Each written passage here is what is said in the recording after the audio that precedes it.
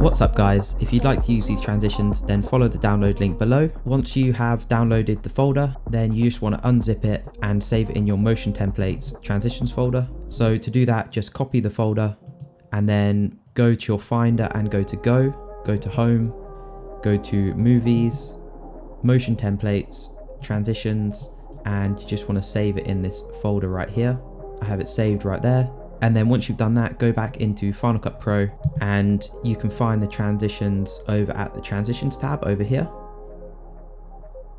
And you just want to drag and drop the transition in between the two clips you want to transition between. And these work best at around 2 seconds.